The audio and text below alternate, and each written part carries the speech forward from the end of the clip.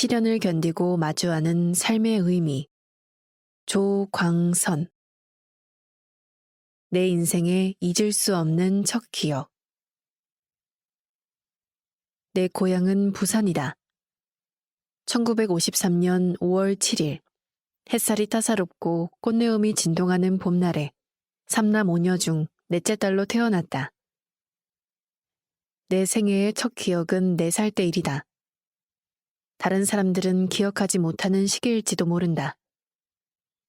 그러나 내 삶의 첫 기억은 도저히 잊을 수 없는, 잊히지 않는 기억이다. 천방지축 뛰어놀아 아무것도 기억나지 못하는 평범했을 시기에 나에겐 평생의 아픔이 시작된 시기였다. 4~5살 되는 동네 개구쟁이 아이들이 몰려다니며 철없이 놀던 때에 나는 집안에서 놀고 있었다.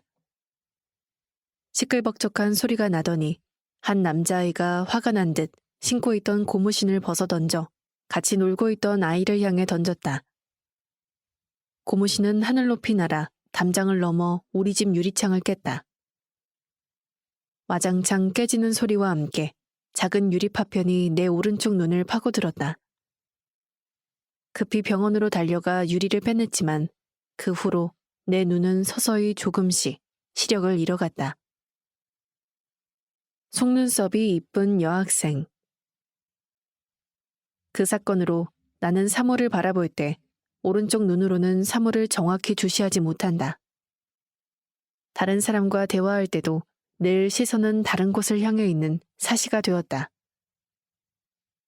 학창시절 친구들과 나란히 일렬로 줄을 설 때 항상 나만 한쪽으로 비뚤어져 선생님이 다가와 줄을 맞춰주곤 했다. 그래도 나의 학창시절은 활기가 있었다. 긴 속눈썹을 가진 덕분에 사시인 눈이 어느 정도는 가려져 크게 부각되지 않았다. 오히려 친구들에게 속눈썹이 길고 가지런하여 부러움을 샀다. 덕분에 나는 친구들과 지내는 하루하루가 웃음으로 가득했다. 나는 노래도 곧잘 따라하고 좋아하는 아이였는데 전쟁을 겪은 이후라 그런지 잊히지 않는 노래가 있다. 총알이 날아오는 싸움터에서 피 흘리는 아저씨를 간호해주는 흰모자의 적십자 간호 언니는 천사와 같이도 거룩하지요. 지금도 나는 간호 언니의 노래를 가사도 틀리지 않고 기억한다. 늘 친구들도 많았다. 그중 가장 기억에 남는 친구는 고등학교를 졸업하고 조달청에서 근무했던 황민옥이라는 친구다.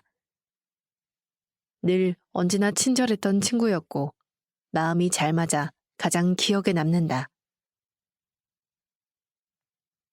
자상하셨던 아버지와 대범한 어머니. 조용하고 자상하셨던 아버지는 고향에서 버스 운전을 하셨다. 그때는 개인이 버스를 사서 운전하던 때라 아버지가 운전하는 버스를 탈 때면 친구들이 늘 부러워했다. 버스를 밟고 트럭을 운전하실 때는 가세가 기울던 시기였다. 여러 화물을 싣고 다니는 트럭에는 흙먼지와 기름 냄새가 뒤섞인 냄새가 났다. 왠지 나는 그 냄새가 싫었다. 그래서 아버지가 운전하는 트럭을 거리에서 우연히 마주치면 못 본 척할 때도 있었다. 지금 생각하면 참으로 철없는 딸이었다. 조용한 성격의 아버지와는 달리 대범하고 쾌활하셨던 어머니는 팔남매의 살림을 맡아 꾸려가셨다. 살림이 어려워지자 음식을 잘하던 어머니는 집안 행사가 있는 집을 다니면서 음식을 만드시곤 했다. 내가 고등학생이었던 어느 날은 팔남매 중에서 나만 부르시더니 부산 서대신동의 중국집에 데리고 나가 짜장면을 사주셨다. 짜장면이 귀하던 시대라 엄마와 단둘이 짜장면을 먹었던 추억을 잊을 수가 없다. 얼마나 맛있던지 어머님도 맛있게 드셨던 모습이 떠오른다. 생각해보면 평소에 자식들에게 음식을 양보하시던 어머니가 얼마나 짜장면을 드시고 싶었을까 하는 생각이 들어 마음이 서글펐다. 개인도 국가도 모두 어려웠던 시절, 우리 남매들이 끼니 걱정하지 않고 자란 것은 부모님 덕분이라고 생각한다. 책임감 강했던 오빠와 동생들.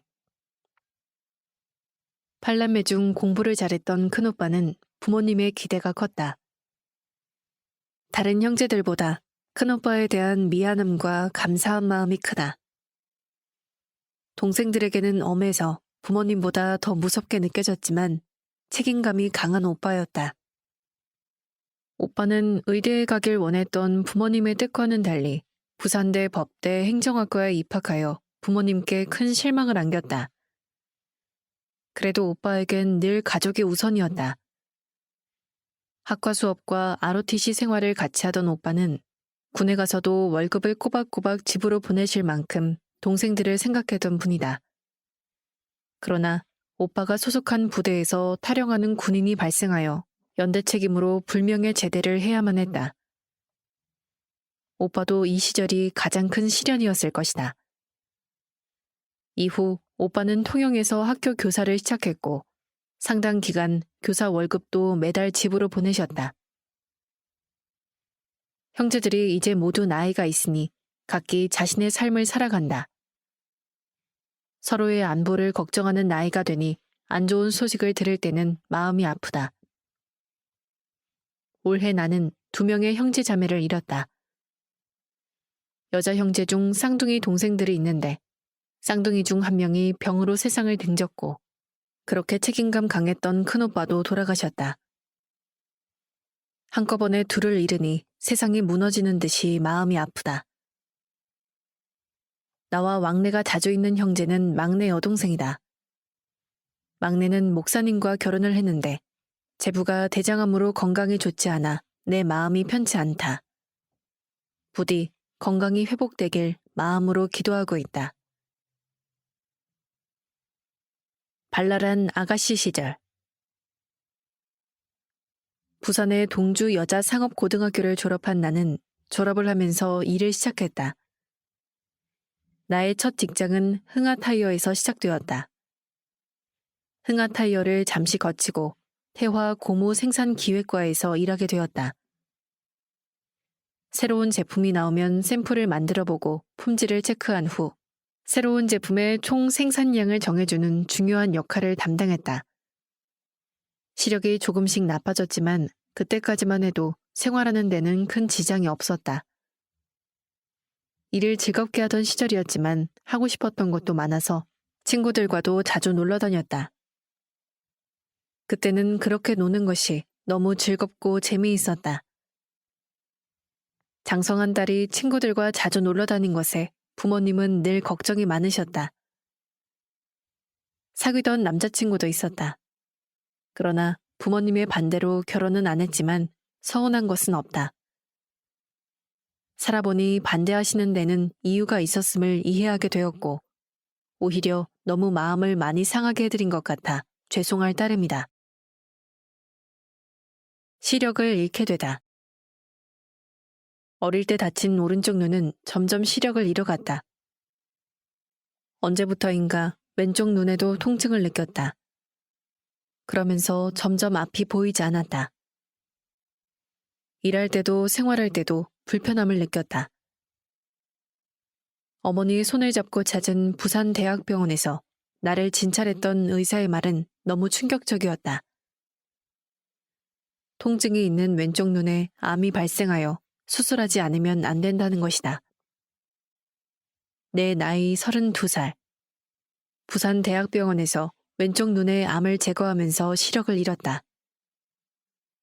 너무 큰 고통이었지만 삶을 포기할 수는 없는 일이었다. 마음을 다잡는 일은 쉽지 않았다. 그렇지만 나는 용기를 내어 내 삶을 살기로 했다. 마음을 가다듬고 부산 맹학교에 30대 중반의 나이에 입학했다.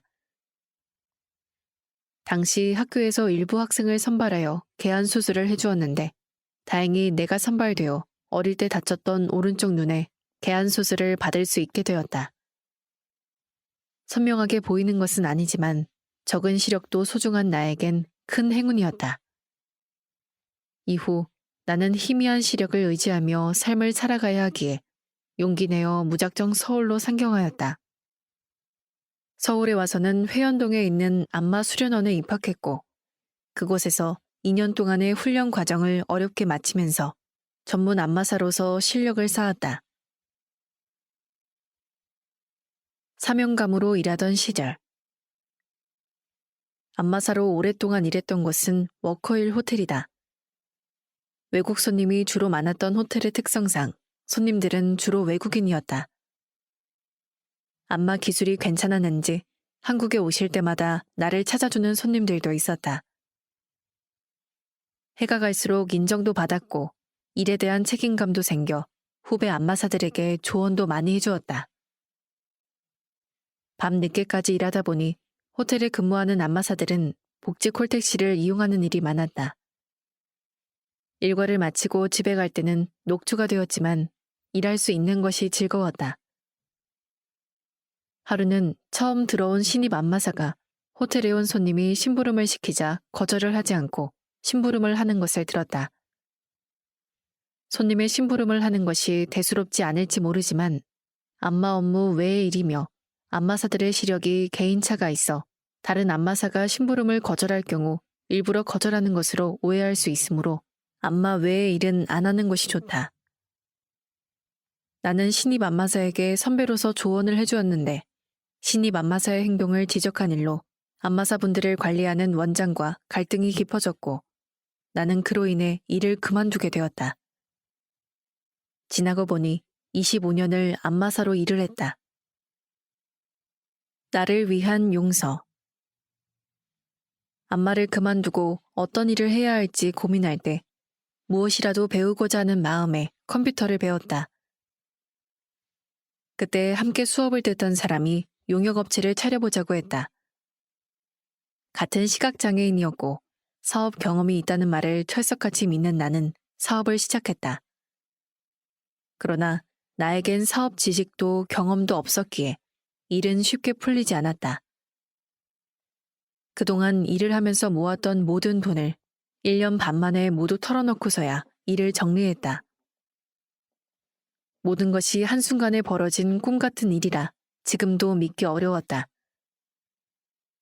한동안은 그 일을 생각하면 재산을 다 잃었기 때문에 사업 수완도 없이 일을 같이 하자고 한 사람을 생각하면 원망하며 화가 나기도 했다. 그러나 그 사람도 열심히 살아보려고 했을 테니 오죽하면 그랬을까 하는 생각에 측은하기도 했다. 시간이 지나 이제 나는 내 마음에서 그 사람을 용서하기로 하였다. 지난 일에 얽매여 현재의 삶을 놓치고 싶지 않기 때문이다. 참 좋은 사람을 만나다. 모든 것을 잃었지만 살아오면서 다양한 시련을 겪어서 그런지 마음을 다시 추스를 수 있었다. 지금 사는 일원동으로 이사오고 나서 시각장애인 복지관을 다니기 시작했다. 복지관에서 야유회로 관광버스를 빌려 서울 밖으로 나갔을 때 시각장애인이면서도 우리를 잘 챙기면서 앞장섰던 사람이 있어 마음에 남았다. 그때는 낯설고 어색하여 말을 건네지는 못했다. 내가 사는 낡은 아파트에 물이 새어 도움을 요청할 곳이 없을 때 그 사람에게 전화하니 양천구에서 한 걸음에 달려와 상태를 살펴주었다. 건장하고 근엄하게 보이는 사람이라 처음에는 어려워 서로 말도 조심했지만 지금은 누구보다도 나를 잘 챙겨주어 믿음직스럽고 의지가 된다. 내가 이가 아파 고생할 때 본인이 다니던 치과에 데려가 치료 비용을 전부 부담해 주었다. 참 마음이 따뜻한 사람이다. 남자친구 덕분에 정기적으로 걷는 운동을 같이 하고 있다. 고관절 수술로 약했던 무릎이 운동하면서 좋아져 이제는 장거리를 걷는 것이 가능한 정도가 되었다. 일상에서 함께하는 일이 많아지니 웃는 일도 많아졌다. 배움으로 바쁜 일상. 코로나로 주춤하긴 하지만 한 주 스케줄은 항상 꽉 차 있다.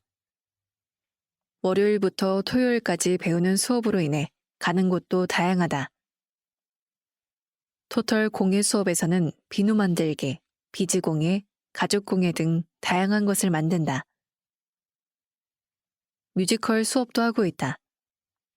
여러 배역을 맡아서 부르는 노래도 다양하다. 지난번에는 레미제라블을 뮤지컬로 공연했다. 틈틈이 독서도 한다.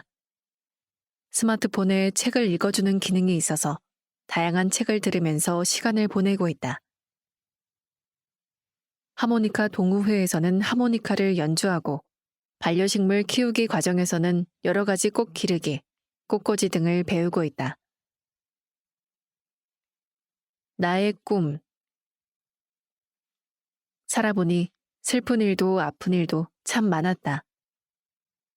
그렇지만 슬픈 일이 있어 기쁨도 알았고 아픈 시간이 있었기에 편안한 시간도 있는 것도 안다. 이제 나에게 바람이 있다면 글을 직접 써보고 싶다. 무엇이라도 적어보고 싶을 때는 늘 가지고 다니는 수첩을 꺼내보기도 한다. 아직 아무것도 적지 못했지만 언젠가 하얀 백지 위에 쓰일 나의 글을 꿈꿔본다. 아직 아무것도 적지 못했지만 언젠가 하얀 백지 위에 쓰일 나의 글을 꿈꿔본다. 나의 삶을 자서전으로 만들고 나니 자서전을 만들어 내 삶을 돌아보니 감회가 새롭다. 두서없이 이야기한 나의 기억이 아름다운 글이 되어 내 눈과 마음을 적신다. 잇따른 상실에 아픔도 많았지만 헛된 경험이란 없다고 생각하니 내 삶도 의미 있고 아름다운 삶이었음을 알게 되었다. 고술 작가 윤서희.